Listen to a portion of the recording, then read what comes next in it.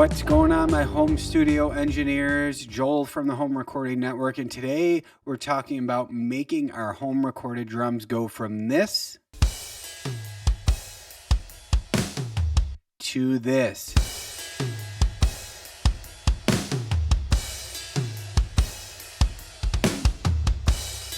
Yes, adding that ambience or big sounding a room to our home recorded drums so that we can make them sound like they were actually recorded in a nice size studio, like they sound on all of our favorite bands, CDs, and records. So if you've watched the first video, you know there are 3 buses that I use to do this, but today we are just talking about the drum room bus. And this technique is to be used if you are recording in a small room, because as we know, if you try to mic up the room in a small room, it's not really going to add anything to the kit. And also, some people just don't have extra mics. Some people don't have room mics. So in this case, we can make our own drum room, and it will give us that drum room ambience that we're looking for. So the first thing that you're going to want to do here is get all of your drums sent to this drum room bus down here. In this case, my drum room bus is bus 6. So I have every one of my drums going there. So I have my kick bus going to bus 6, the snare bus going to bus 6, tom bus, and my cymbal bus. Now that's every instrument I've mic'd up on this kit. One important thing is that I want more cymbal sound going to this drum room than I do my kick, snare, and tom. So I have all of my kick, snare, and tom going at -5, and I do have my cymbal bus going at unity gain. So there's a bit more cymbals going to this bus than the actual close mics. So let's just bypass all the plugins on this bus and solo it and see what it sounds like. It should just sound like the normal drum kit, but with slightly more cymbals.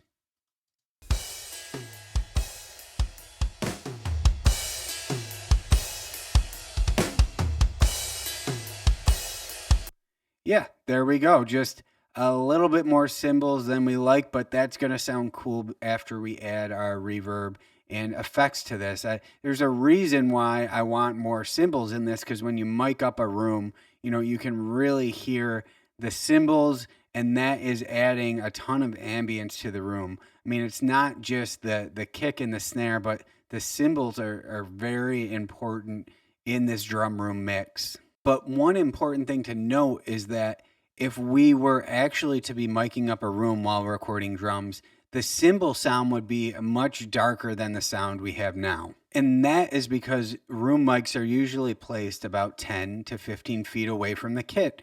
And the high end dies off as sound travels. So we have to make these cymbals sound a lot darker than they are right now. And that's going to be our first step. So the first plugin you want to throw on one of these buses is an EQ, and roll off the top end to about 4K. And this is going to get the darkness out of the cymbals that we like. And most importantly, it's just going to start to sound a little bit more like actual room mic. So I will play this and then engage this EQ.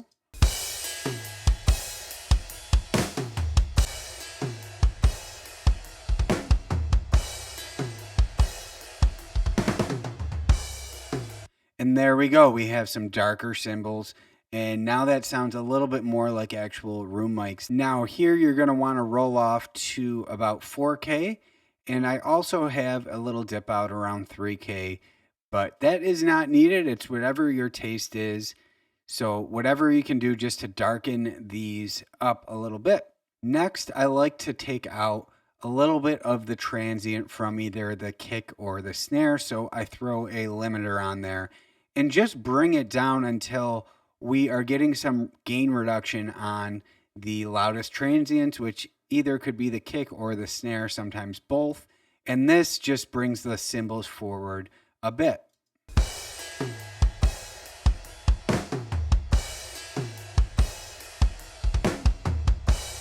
Yeah, so this limiter is just reacting to the kick in the snare. and shaving off some of those peaks. Again, bringing the cymbals forward, making it sound more like room mics. So what is the most important plugin on this plugin chain, you might ask?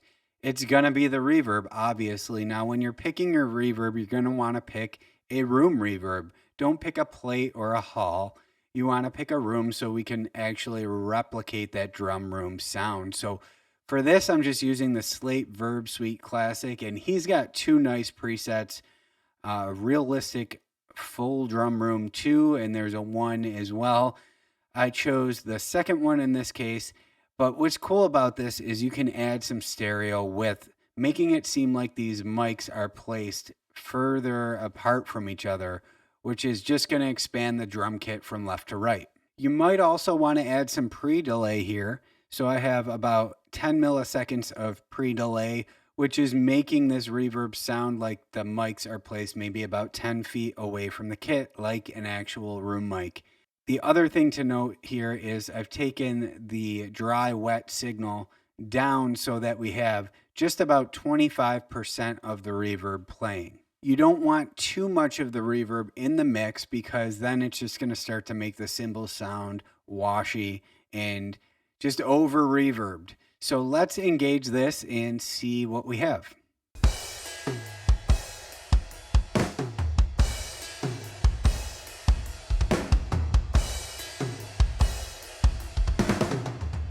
Okay, so that sounds really nice, but we are not done yet because one of the most important plugins on this, maybe the second most important, is compression. And that over compressed sound we love to get out of our room mic. So next we're going to pull up the CLA 76, and this is going to be real easy. So CLA is nice enough to have a great preset for this. It's called Rock My Room here. So no need to reinvent the wheel. I usually use this preset, and you can see here we have the all buttons pushed in. We have the release as fast as it can go, and the attack just below 3 here. So we got a fairly slow attack on this. And this is going to add the compression that we hear on all our room mics. So this is awesome here. I will engage this.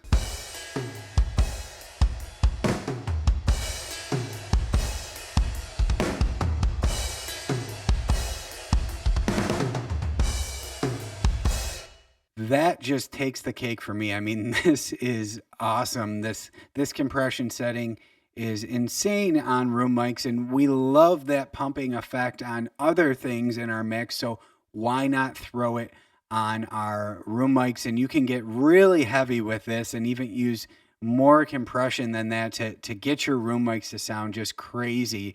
Experiment around with this. But yeah, this compressor on the room mics sounds amazing. Just for shits and giggles, I will just dial this input up so the compression could get a little bit heavier and you can hear what it sounds like.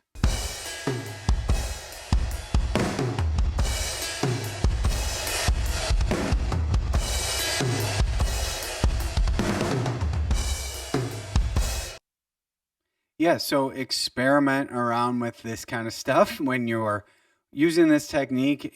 Do whatever you can to make this drum room bus sound interesting.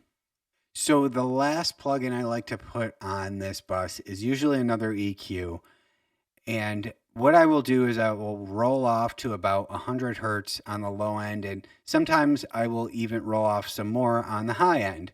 Reason I do the low end is because we already have our sub lows coming from our actual kick drum and everything.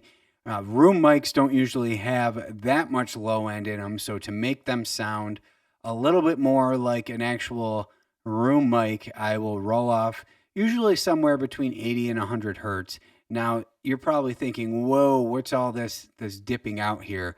It looks crazy. Well, I like to go through and notch out some frequencies that just don't sound good with the drum kit. So what I will do is I will boost this stuff up along with the actual drum sound and see what I'm not liking, and then just dip some frequencies out. Now, I can't tell you any go-to frequencies for this kind of thing. You're just going to have to listen.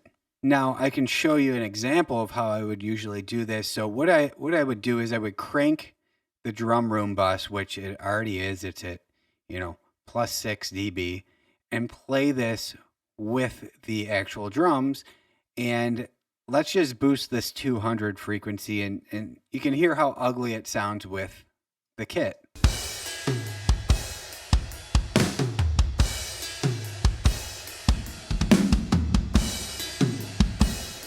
Right, that sounds awful. So I would just take a little bit of that out.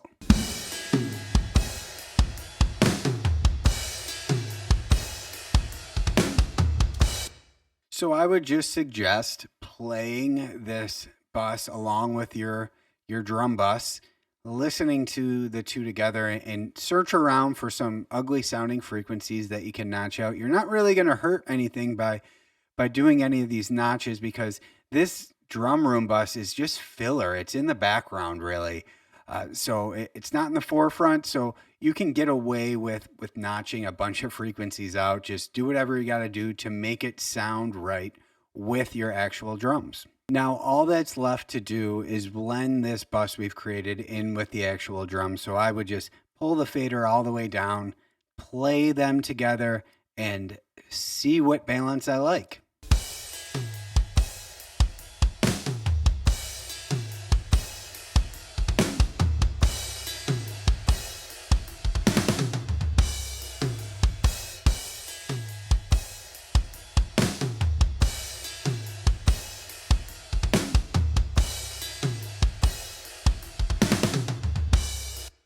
And that sounds nice. So there we go. We have our first bus set up to make our drums sound bigger. And next video, we will take a look at the second one, and I will show you what we're doing to get a little bit of extra transient out of our drum kit. Guys, thanks for watching. Make sure to download your free Ultimate Home Studio Mix Guide. I made this for you guys so you could start getting your mixes sounding better. There's a lot of great information in there. And be sure to reach out if you have any questions or if you need any help with your mixes. Thanks.